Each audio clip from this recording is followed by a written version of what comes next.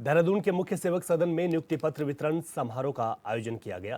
कार्यक्रम में पहुंचे मुख्यमंत्री पुष्कर सिंह धामी ने उच्च शिक्षा विभाग के अंतर्गत चयनित असिस्टेंट प्रोफेसर को नियुक्ति पत्र वितरित किए।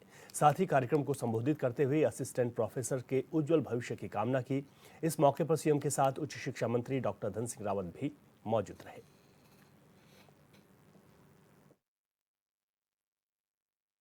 आज से आपका काम शुरू हो रहा है। सही में काम अब खत्म नहीं हुआ है कि नियुक्ति हो गई तो काम खत्म नहीं हुआ। अब काम शुरू हुआ है, क्योंकि आज से आप लोगों ने अपने मन को, मस्तिष्क को, विचार को, अपने पूरे मनोयोग से ये सोचना है कि अब मैंने राज्य के लिए, देश के लिए उन कर्णधारों को तैयार करना है, उनको शिक्षा देनी है और उसमें मेरा किस प्रकार से योगदान हो सकता है। क्योंकि साथियों, अध्यापन कार्य कोई सामान्य कार्य नहीं है, एक बहुत बड़ी जिम्मेदारी है और ये भगवान की कृपा से आप सब लोगों को ये सौभाग्य मिला है। विशेषकर उच्च शिक्षा जो है मानवीय संसाधनों को ये तराशने का एक प्रमुख साधन है, क्योंकि उच्च शिक्षा युवा शक्ति को सही दिशा देने का काम करती है। और मैं देख रहा हूं यहाँ पर आप सबके जो आत्मविश्वास से भरे हुए चेहरों को देखकर मैं आप सभी अपने कर्तव्यों का निर्वहन करते हुए न विद्यार्थियों की प्रतिभा और बुद्धि को निखारेंगे, बल्कि अपना सर्वोत्तम देने का काम आप सब करेंगे। एक जिम्मेदार नागरिक बनाने में देश के लिए जो छात्र छात्राएं विद्यार्थी काम आए, उनके निर्माण में आप सब अपना योगदान देंगे। और मैं ये भी देख पा रहा हूँ यहाँ पर कि हमारे जहाँ असिस्टेंट प्रोफेसर हैं उनके साथ उनके अभिभावकगण भी आए हुए हैं और उनके चेहरों पर भी आज जो प्रसन्नता है वो यहाँ झलक रही है और उनके भी सपने पूरे हो रहे हैं।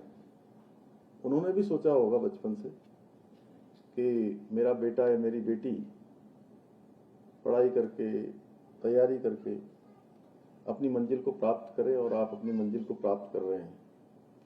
और उनके भी ये सपने अब आपके साथ जुड़े हुए हैं, क्योंकि जब आप मेहनत कर रहे थे, जब आप तैयारियां कर रहे थे, तो किसी न किसी रूप में वो भी आपके साथ तैयारी कर रहे थे।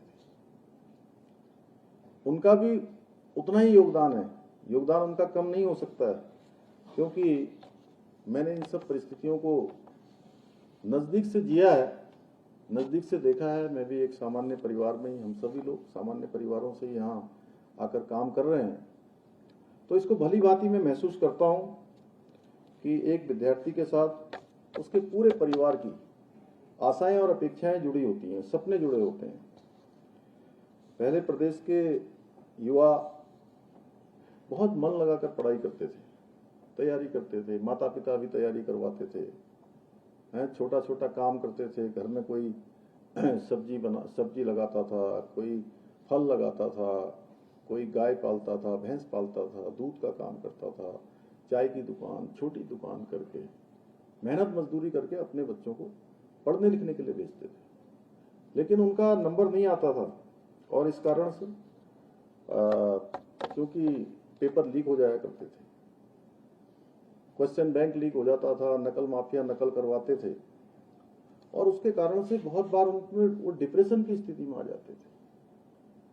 गरीब माता पिता के बेटे बेटियों का जो हक था वो मारा जाता था, उनके साथ खिलवाड़ होता था, उनके भविष्य के साथ।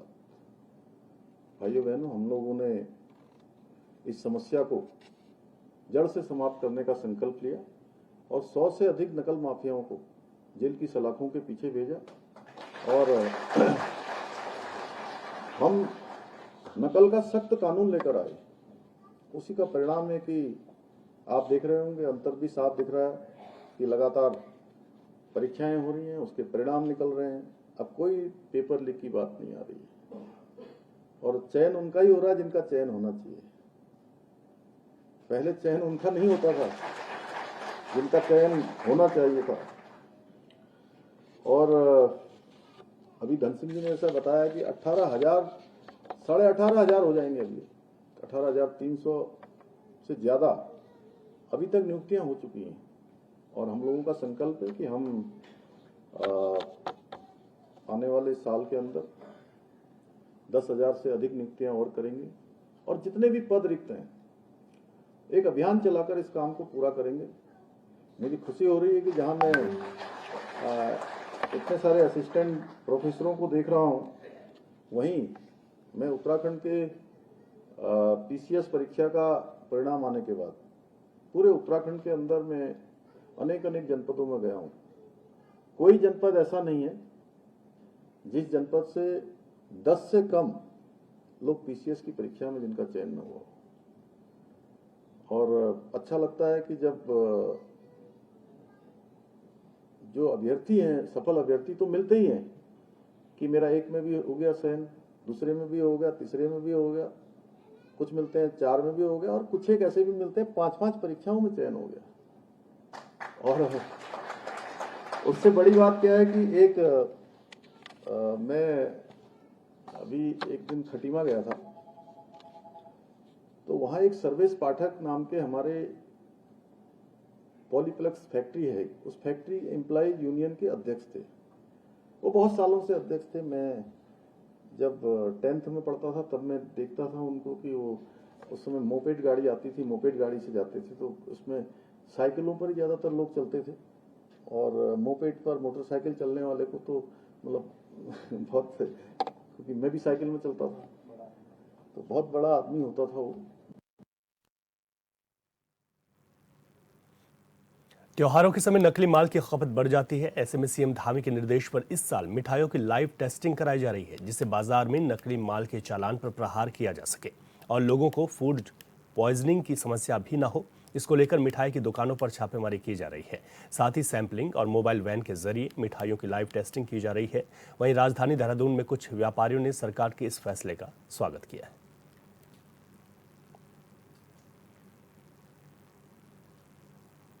धामी सरकार ने सबसे बढ़िया इनिशिएटिव लिया है। कल ही उन्होंने मोबाइल वैन्स लगाई है जो लाइव टेस्टिंग कर रही है। मिठाइयों की लाइव टेस्टिंग हो रही है, आपको ही पता होगा।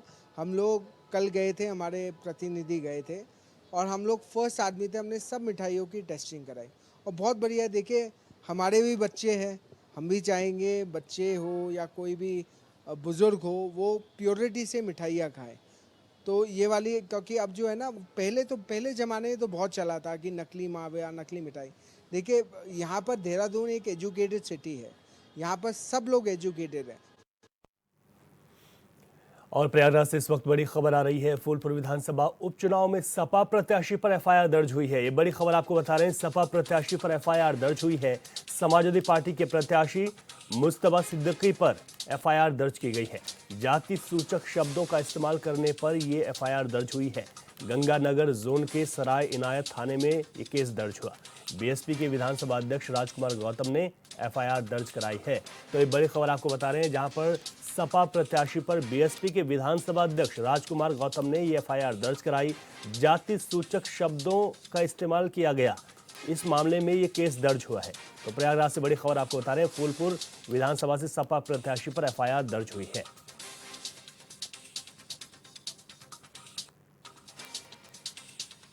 तो ये बड़ी खबर आपको बता रहे हैं, जाति सूचक शब्दों का इस्तेमाल करने पर एक केस दर्ज किया गया है और इस केस को बीएसपी के ही नेता ने दर्ज कराया है गंगानगर जोन में। इस सपा के प्रत्याशी पर बीएसपी के विधानसभा अध्यक्ष राजकुमार गौतम ने ये केस दर्ज कराया।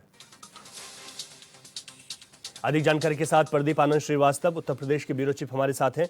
प्रदीप जी, और क्या कुछ जानकारी इस पर मिल पा रही है? कहां पर जाति सूचक शब्दों का इस्तेमाल किया गया था? रवि, एक बार फिर से दोहराएंगे सवाल? जी बिल्कुल। जिस तरीके से यहाँ पर जाति सूचक शब्दों के इस्तेमाल के बाद ये कहा जा रहा है कि ये केस दर्ज किया गया है, किस दौरान इस जाति सूचक शब्दों का इस्तेमाल हुआ था? क्या कोई बयान इस पर आया है सपा की ओर से भी, और क्या कुछ अपडेट अभी एफआईआर दर्ज होने के बाद? देखिए, अभी तो इस तरह का कोई बयान नहीं आया है, लेकिन ये सुनने में आ रहा है कि एक बैठक के दौरान इस तरह की बातों का प्रयोग किया गया था और इस पे जो है कड़ी आपत्ति दर्ज कराई गई थी और इस पे जो है अब जो है संज्ञान लेते हुए इस मामले को आगे बढ़ाने की तैयारी में जो है वो विपक्षी पार्टियां जो है वो लगी हुई हैं। और कहीं ना कहीं से चूंकि त्योहारों का समय चल रहा है, तो जो पुलिस है और जो कानून व्यवस्था है उसको हर एक चीज को मैनेज करके चलना है। तो अब इस पे आगे की कार्रवाई होगी, कैसी कार्रवाई होगी ये आने वाला वक्त बताएगा। बिल्कुल प्रदीप जी, आप बने रहिएगा, अगली खबर पर भी आपसे अधिक जानकारी लेंगे और आपको अगली खबर बता देते हैं जो कि लखनऊ से है। लखनऊ से बड़ी खबर आपको बता दें, सीएम योगी ने जांच अधिकारियों को कड़े निर्देश दिए हैं। ये बड़ी खबर आपको बता रहे हैं, दोषी अफसरों को बचाने पर जांच अधिकारियों पर कड़ी कार्रवाई होगी। जांच रिपोर्ट में स्पष्ट लिखें आरोपी सही या फिर निराधार, ये सीएम ने कहा है। नामित जांच अधिकारी की भी जवाबदेही तय की जाएगी। यानी कि कुल मिलाकर जिस तरीके से जब जांच होते हैं, जो इन्वेस्टिगेशन ऑफिसर होते हैं, उन पर भी कड़ी कार्रवाई होगी अगर किसी तरीके की हीला हवाली हुई तो। और ये मुख्यमंत्री योगी आदित्यनाथ ने अधिकारियों को कड़े निर्देश दे दिए। उन्होंने कहा कि दोषी अफसरों को बचाने पर जांच अधिकारियों पर भी कड़ी कार्रवाई होगी। उन्होंने स्पष्ट कर दिया कि जांच रिपोर्ट में स्पष्ट लिख दें आरोपी सही है या फिर निराधार। यानी कि जांच रिपोर्ट स्पष्ट होनी चाहिए, किसी भी तरीके से दोषी जो अधिकारी हैं उनको, जो दोषी अफसर हैं उनको बचाने की कोशिश न की जाए। और किसी भी तरीके से अधिकारियों पर जो यहाँ पर स्पष्ट अगर रिपोर्ट नहीं होगी तो वहाँ पर कार्रवाई की बात भी मुख्यमंत्री ने की है। हमारे उत्तर प्रदेश के ब्यूरो चीफ प्रदीप आनंद श्रीवास्तव लगातार हमारे साथ बने हुए हैं। प्रदीप जी, जिस तरीके से जांच रिपोर्ट में स्पष्ट लिखें कि आरोपी सही है या फिर निराधार, इस तरीके के निर्देश दिए गए हैं, क्या लगता है इससे कानून व्यवस्था कितनी और सुदृढ़ होगी? देखिए अभी निश्चित रूप से उत्तर प्रदेश में तमाम इस तरह की घटनाएं सामने आई थी कि जब तमाम ऐसे लोग थे जो जांच के अभाव में उनको जो है उनके ऊपर मुकदमा दर्ज हो जाता था और तमाम तरह की विसंगतियां सामने आती थी। लेकिन अब जो है इस मामले को सीएम योगी ने संज्ञान लिया है और उन्होंने बताया कि जो जांच अधिकारी है, प्रकरण कोई भी हो, अगर पूरी तरह जांच करके और उसमें कार्रवाई करेगा तो निश्चित रूप से जो दोषी होंगे उनको सजा मिलेगी। लेकिन तमाम ऐसे मामले थे जिसमें देखा गया था कि जो जांच अधिकारी, जिसको विवेचन करता कहते हैं या फिर आयु कहते हैं, वो बिना किसी तथ्य के, बिना किसी जानकारी के अपनी इतिश्री करने के लिए, अपने काम की इतिश्री करने के लिए झूठी रिपोर्ट लगा के भेज देते थे। तमाम ऐसे वादी हैं उत्तर प्रदेश में, उनकी संख्या करीब हजारों में है जिन्होंने इस तरह की शिकायत की थी। अब कम से कम इस तरह की शिकायतों पर जो है प्रतिबंध लगेगा और जो जांच अधिकारी होंगे निश्चित रूप से वो तन्मयता के साथ जांच करेंगे, अन्यथा उनके ऊपर विभागीय कार्रवाई होनी तय है। बिल्कुल, जो जांच अधिकारी होंगे वो तन्मयता से काम करेंगे, वरना विभागीय कार्रवाई होनी तय है। प्रदीप जी, आप बने रहेगा, अगली खबर पर भी आपसे विस्तार में जानकारी लेंगे। और अगली खबर आपको बता दें जो कि लखनऊ से ही है, जनवरी तक बीजेपी को नया प्रदेश अध्यक्ष मिलेगा। ये बड़ी खबर आपको बता रहे हैं। संगठन में महिलाओं को मिलेंगे 33% पद, ओबीसी दलितों को दी जाएंगी महत्वपूर्ण जिम्मेदारियां।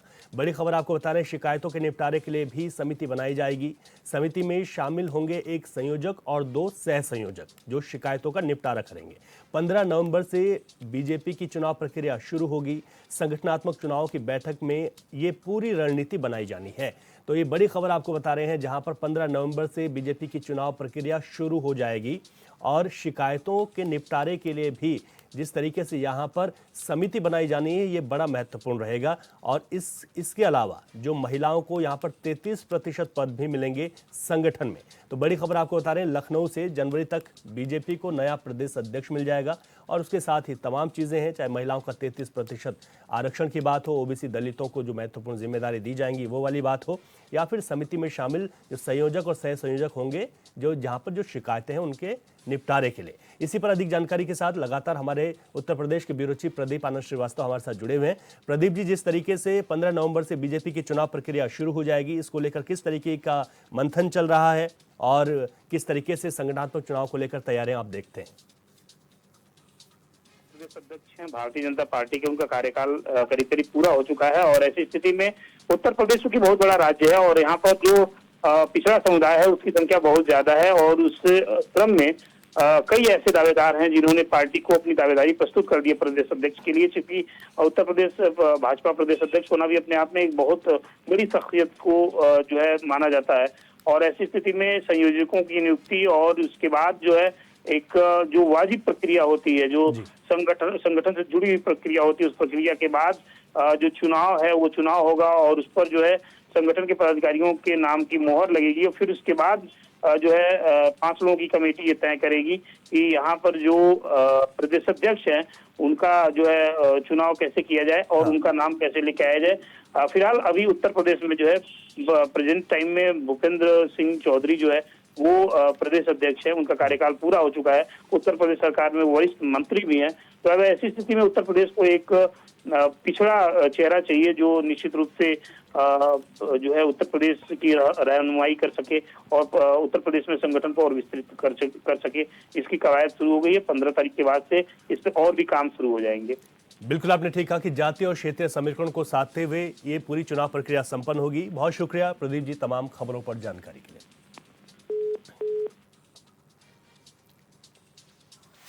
अब गोरखपुर से इस वक्त बड़ी खबर आ रही है। पीएम मोदी एम्स में 2 सेवाओं का लोकार्पण करेंगे। ये बड़ी खबर आपको बता रहे हैं। एम्स में 2 सेवाओं का लोकार्पण प्रधानमंत्री करने जा रहे हैं। वर्चुअल माध्यम से इन सेवाओं का लोकार्पण होगा।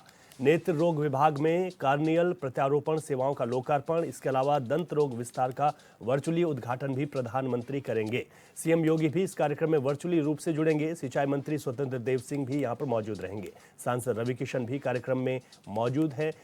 एम्स ऑडिटोरियम में ये कार्यक्रम होगा। तो आपको बता दें ये बड़ी खबर, जहां पर ये बड़ी सौगात मिलने जा रही है। जो 2 महत्वपूर्ण यूनिट हैं उनमें प्रधानमंत्री उनका उद्घाटन करेंगे।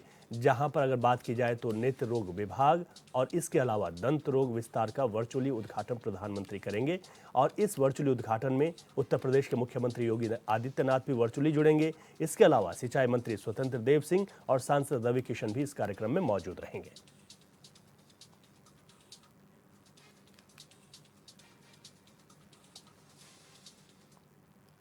बॉलीवुड अभिनेता सलमान खान और बाबा सिद्दीकी के बेटे जीशान सिद्दीकी को धमकी देने के आरोप में मुंबई पुलिस ने 20 साल के युवक को नोएडा से गिरफ्तार किया है। आरोपी का नाम गुफरान खान है, जो कि कारपेंटर का काम करता है। पुलिस का कहना है कि गुफरान खान का मकसद धमकी देकर पैसे ऐंठना था।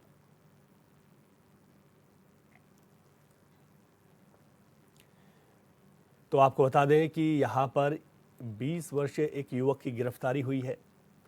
अभी जो पुलिस ने कहा है, प्रथम दृष्टया उनका ये कहना है कि धमकी देना, उसके बाद पैसे ऐंठना, ये इसका मकसद रहा है।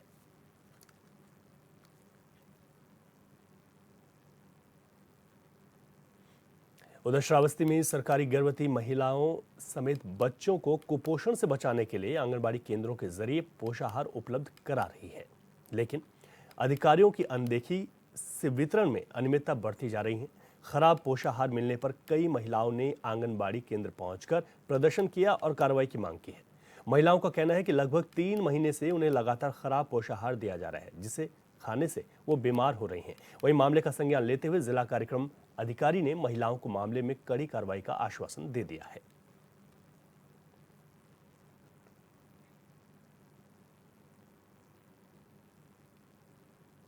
बच्चे के पोसा आई थी तब हम बलाइन तो दिहिन तो हम कहन कि दाल आवत है, दरिया आवत है, तेल आवत है, ये हम न ले जावे, हमें खराब लागत है।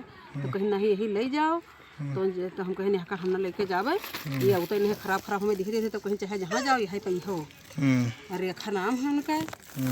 और लेकिन हाँ बच्चे कहीं इलाज कराओ अस्पताल में यहाँ। अरे दरिया लेके गए ना तो मतलब खराब है। अब का खोलन तो देखें खराब रहा। मतलब बकरी के दिन बकरी पे आएगा जुलाब, रखा हुई दिन से खराब का क्या करें। तो कौन दिया है आपको? देखा कहाँ है आपकी? आंगनबाड़ी। आंगनबाड़ी है।